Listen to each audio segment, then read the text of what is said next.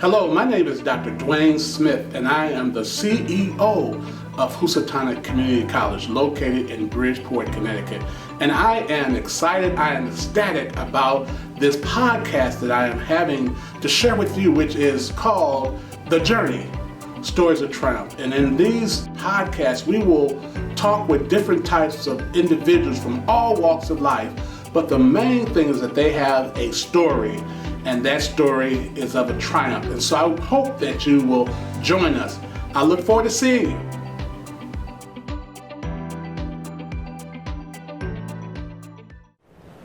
Hello, my name is Dr. Dwayne Smith, and I serve as the CEO of Housatonic Community College, located in the beautiful city of Bridgeport, Connecticut. Thank you for joining me again on another podcast, The Journey, Stories of Triumph. And we have this special guest with us, our very own, who is a resident of Bridgeport, Connecticut, but also an alum of Housatonic Community College, Dr. Monette Ferguson. And Dr. Ferguson, she serves as Executive Director of the Alliance for Community Empowerment, one of the largest community action agency in the state of Connecticut. And she has a story of triumph, and she actually served as the 54th commencement speaker this past May. Welcome, Dr. Ferguson. Thank you, Dr. Smith. Yes, so you have this journey, a story of triumph, and there's so much we need to talk about.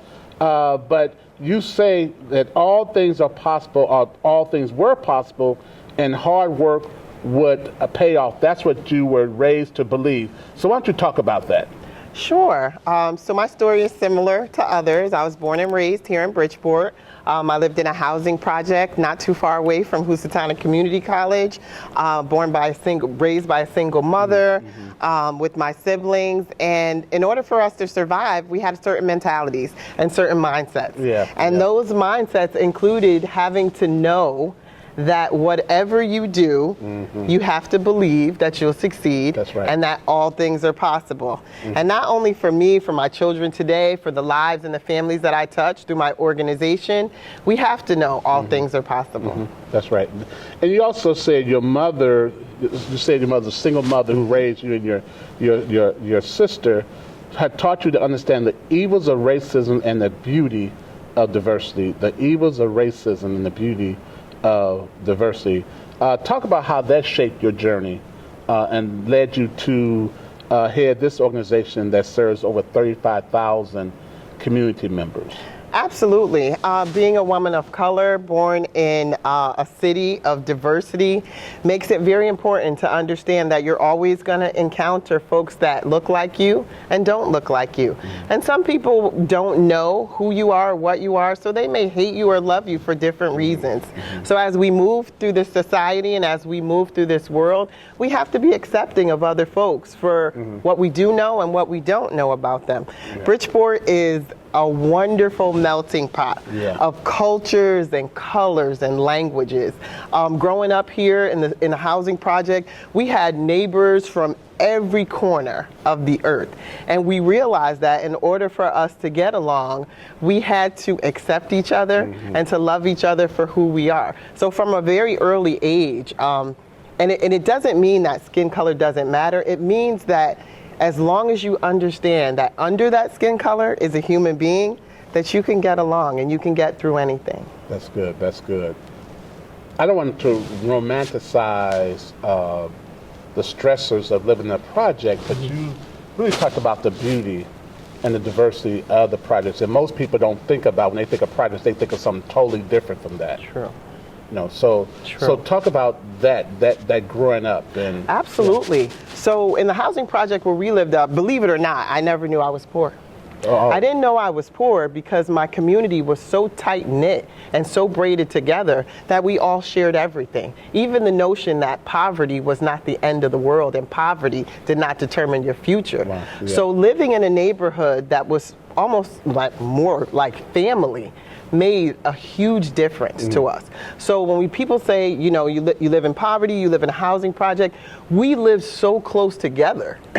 We were virtually on top of each other that we couldn't help share the notion of family, which created that, I guess, what could be romanticized as, you know, a microcosm within itself, where folks, they ate meals together, we shared clothes, we shared everything because of how close we were. Yeah, you know, and so I grew up impoverished, and I don't have that same connotation, you know. I understand. It's a lack, but I think one of the things you talk about really this communal value of community, which is probably lost in many of our communities, and that's where you kind of deal with a lot of the issues that we deal with now. Absolutely. And so how does that help you be a better executive director when you deal with those same individuals that you grew up with? Absolutely. So Bridgeport is a beautiful place, and like I said, it is almost a microcosm of the bigger picture, the macrocosm of the world. So in the job that I have, which is a very big job, my job is to solve poverty. So every day I have to bring to the table innovation and ideas that help folks just like myself, how I grew up, to evolve out of that space. So how I do that is to rely on my own experiences and interactions, and also to create relationships with folks that are going through that today, and also folks that can help folks evolve out of it, creating partnerships for resources with education and employment and things that help people evolve out of a place in time that is not marked forever. Yes. Thank you for that.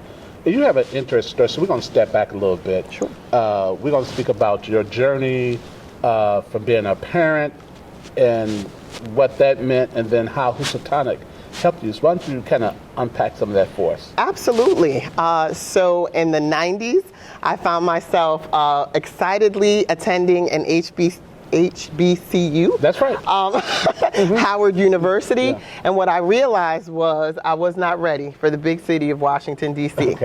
So I quickly failed all my classes and ended up right back in Bridgeport, Connecticut, because my mom said, come on home, which made a lot of sense. And I share that story with a lot of folks starting out right out of high school to college. And when I got back to Bridgeport, I started at another university, local university, and I found myself pregnant with my first child. I didn't want to be a statistic. I saw it almost as a generational curse. So I was really depressed and really not feeling good about what was going on in my life at the time. So talk about when you say generational curse, what does that mean? Absolutely. So my mom was a single parent of 4. And I remember growing up as a young woman always thinking that I was not going to repeat that cycle. We had life so hard with no male in the household. My grandmother, God bless her soul, was the support for us because my mom had to work full time, and she was that second person. We walked to her home after school because we were all latchkey kids. But the support system that had to be developed around single parenthood was hard. It was difficult, and I remember that being difficult for my mom, and I swore I wasn't going to repeat that cycle. But found myself in the same position nonetheless. With an individual who was not interested in parenting. So from that point on, I again leaned into my support system, my family, and my family are huge advocates for education. So one thing that my grandmother always said, you need to finish school. So Housatonic was local, it was affordable, and it was the best launching pad for me. At that time, as a young mom, I was able to bring my son to class with me. I still have friends to this day that actually work for this organization. Tell that story. That's a very nice story. So, can I use her name? Sure. Oh, okay. That's a good news story. So at the time, again, we're in the 90s. Hip hop is all over the place. R&B is thriving, and we're having a great time. And I have this 2-year-old that I have to lug with me to every single class. Yes, lug. It was a lug of love. A lug of love. All right. Okay, you clean it up. It was a lug of love. And Julian, who was my oldest child, was busy. He was a very busy young man.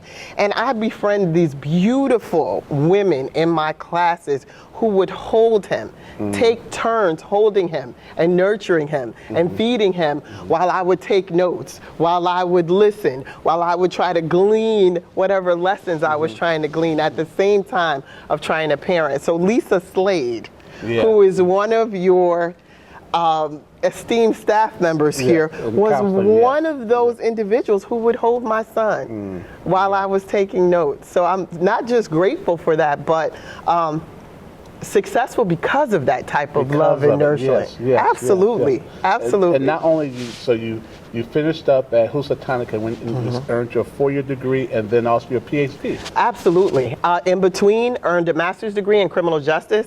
For a short period of time, I wanted to pursue a law degree because I wanted to help folks in the folks of color in the criminal justice system that didn't seem to be on our side and still doesn't. But at the time, I would say my trajectory completely changed because of the birth of my children, especially the child that I had while I was attending Housatonic.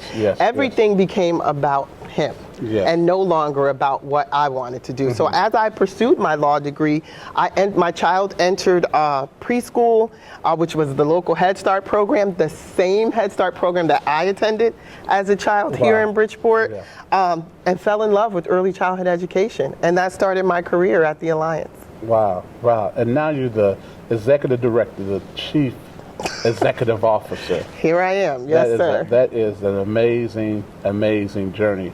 So what advice can you give to a student, a scholar who is in that same predicament, that perhaps has a child or just they may have any other kind of issue? What advice can you give them, because you've gone through these things and you've been able to persist through them? Absolutely. We all have pauses in our journey. Those pauses do not define the ending of your story. They could be the beginning. I would suggest that folks that find themselves in the situation that I found myself, identify your support system. That's right. My support system was right here at Housatonic. Unbeknownst to me at the time, it became part of that launching pad that I needed to know that things were okay and that things were going to get better. So as you identify your support system, you begin to think about those next steps and how you can move on and move beyond the circumstances of today. Yeah, so a support system is so critical. Absolutely.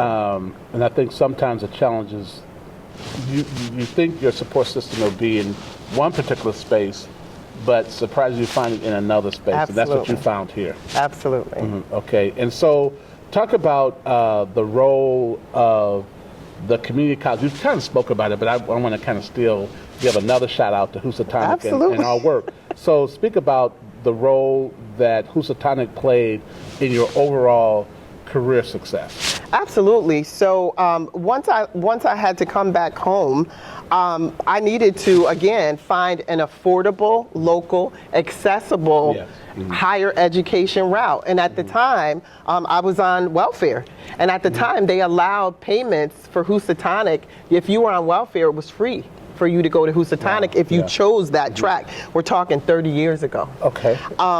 So for me, it was an easy, I was already on a college track, so it was an easy option, but it was also the best option for me. I had been college bound before. Now I can continue to be college bound, even though I was low income, even though I was a new mom that needed some extra support. And I found all that at my alum here at Housatonic. And also the family structure that I needed. I was close to home. I could take classes at various times during the day. Housatonic has always been flexible and accessible, and not just locality, because it's centralized. Back then it was on the east side of Bridgeport, but was still centralized for a lot of folks, but also affordable. So I had a Pell Grant, if most folks are familiar with that. So along with the welfare recipient services that I was able to get, I was also able to buy my books with the Pell Grant at the same time, because the recipient aid that I received did not pay for both. So I was not in debt when I attended Housatonic Community College. So all those things helped to propel me into my next level of education, which was to pursue my bachelor's degree. Yes, and then go on to your PhD. And then on to, and now here I am, Dr. Ferguson. Yeah, full circle. So I have 3 principles of success, and I want to throw them out to you, and I'm going to get your reaction. Okay, so the first one is to dream big. What does that mean? Wow, so that means everything to me. I sit here a doctor. I was born in a housing project 3 miles from here, and by all intents and purposes, a statistic. I was a single mom, I was poor, I was black, and I was female. But I thought big, and I was taught to think big, so I could overcome all those statistical reasons for not succeeding. Here I am. So thinking big or dreaming big is essential to getting there. Folks always say, like, sometimes I'm building the plane while I'm flying it, because I believe that you have to put action. You have to put pen to paper to get to where you're going. That's right. So part of that dreaming cycle is beginning to do it and seeing yourself in that role and seeing yourself as successful. How could you do it if you don't see it? That's right. And so here's the second one. Don't be afraid to fail. That's important as well. I remember even as a young woman hearing the phrase failing safely, and I never really knew what that meant. But for me, as I grew older and I grew more mature and experienced, it meant not really drinking the whole bottle in one gulp. It meant, how do you eat an elephant, right? One bite at a time. That's right. That's right. Yes. Right? So not being afraid to fail is a mindset that it really keeps you safe. Because sometimes people are paralyzed by failure. That's right, yeah. Right? So if you're not afraid or you're not anxious by that notion of failure, you can move through anything. That's right. And the third one, never give up. Wow. Well, I think that's essential. All three of your mantras are so essential to success, Doc. I think never giving up is the one thing that helps propel all of us day to day, even from the morning when your feet hit the floor. That's right. If you say that to yourself, or if you remind yourself that this is a motion or action that does not connotate giving up, it makes a big difference. We know folks from day to day experience different things. Poverty is something that I am passionate about. And if folks wake up in the same situation and find themselves giving up, it could be detrimental to their future and their children's future. From generations to come.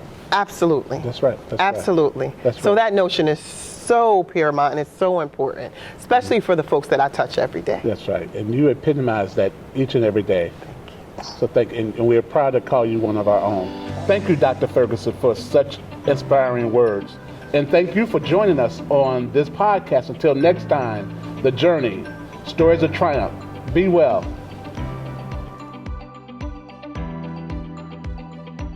Thank you for joining me on my podcast, The Journey, Stories of Triumph. And please follow me on my social links, which will be in the description below.